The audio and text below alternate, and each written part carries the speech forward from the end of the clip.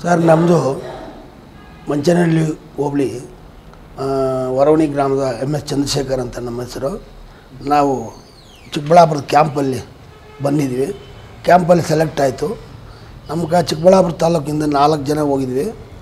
4 ಜನದಲ್ಲಿ ಆಂಬುಲೆನ್ಸ್ನಲ್ಲಿ ಕರ್ಕೊಂಡೋದ್ರು, ಊಟ ಕೊಟ್ಟರು, ಫಸ್ಟ್ ಕ್ಲಾಸಾಗಿ ಅಲ್ಲಿ ರೆಸ್ಟ್ ಮಾಡಿ ಅಂತಂದರು. 1 ಅವರ್ 2 o'clockಗೆ ನಮ್ಮನ್ನು ಇದಕ್ಕೆ ಕರ್ಕೊಂಡೋದ್ರು, ಕಣ್ಣು ಚೆಕಪ್ಗೆ ಕರ್ಕೊಂಡೋದ್ರು.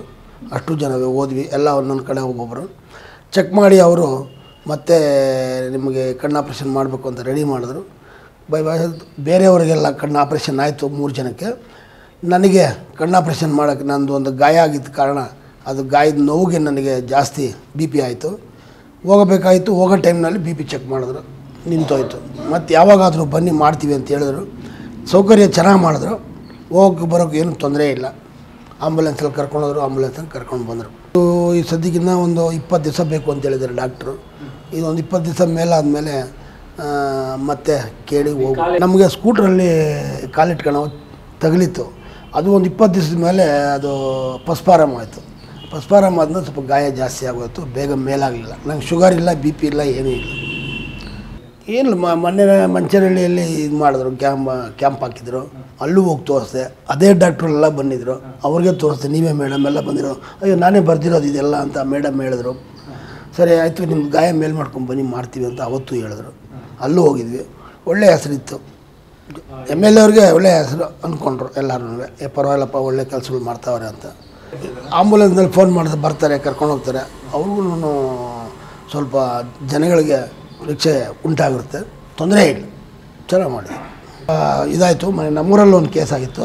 ಫೋನ್ ಮಾಡಿದೆ ನಮ್ಮ ಹುಡುಗನೇ, ಬಂತು, ಕರ್ಕೊಂಡೋಗಿ ರಾತ್ರಿ 12 ಗಂಟೆಯಲ್ಲಿ ಕರ್ಕೊಂಡು ಬಂದುಬಿಟ್ಟು ಹೋದರು. ಏನು ತೊಂದರೆ. ಅವ್ರಿಗೆ ಆಕ್ಸಿಡೆಂಟಾಗಿ ಬೆನ್ನು ಸ್ವಲ್ಪ ಮೂಳೆ ನೋವಾಗಿತ್ತು.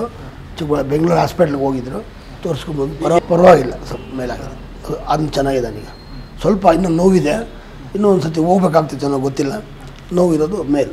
ಅವರಿಗೆಲ್ಲ 3 ಟ್ರಿಪ್ 3 ಇವು ಆಂಬುಲೆನ್ಸ್ ಹೋಗಿದ್ದವತ್ತು. ಆಂಬುಲೆನ್ಸಲ್ಲೇ ಕರ್ಕೊಂಡೋದ್ರು. ಬಟ್ 2 ಟ್ರಿಪ್ ಹೋಗಿದ್ದು ನನಗೆ ಗೊತ್ತಿಲ್ಲ. ನಾನು 3ನೇ ಟ್ರಿಪ್ಪಲ್ಲಿ ನಾನು ಹೋಗಿದ್ದು. ಆವಾಗ ನಮ್ಮಲ್ಲಿ 14 ಜನ ಹೋಗಿದ್ವಿ ನಾವು. ಇಲ್ಲ ಒಂದೇ ಕೇಸಲ್ಲ, ಒಬ್ರದ್ದು ನಡನೋವು, ಒಬ್ಬರಿಗೆ ಸೊಂಟ ನೋವು, ಒಬ್ರಿಗೆ ಆಪ್ರೇಷನ್ನು ಆಯಿತು. ಗೌಡಿಗೆರೆಯವ್ರಿಗೆ ಒಬ್ರಿಗೆ ಆಪ್ರೇಷನ್ ಆಯಿತು. ಗೌಡಿಗೆರೆಯವ್ರಿಗೆ ಒಬ್ರಿಗೆ ಆಪ್ರೇಷನ್ ಆಯಿತು. ಮೇಲೆ ಶಾಸಕರಾಗಿ ಕೆಲಸ ಮಾಡ್ತಾಯಿದ್ದಾರೆ, ತುಂಬ ವರ್ಕ್ಲೋಡ್ ತೊಗೊತಾ ಇದ್ದಾರೆ, ಏನು ತೊಂದರೆ ಇಲ್ಲ. ಇನ್ನೂ ನಮ್ಮ ಹಳ್ಳಿ ಕಡೆ ಬಂದಿಲ್ಲ.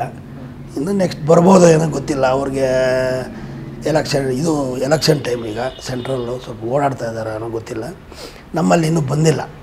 ಮೊನ್ನೆ ಕ್ಯಾಂಪ್ ಹಾಕಿದ ದಿವಸ ಬಂದಿದ್ರು, ಬಂದು ಹೋದರು.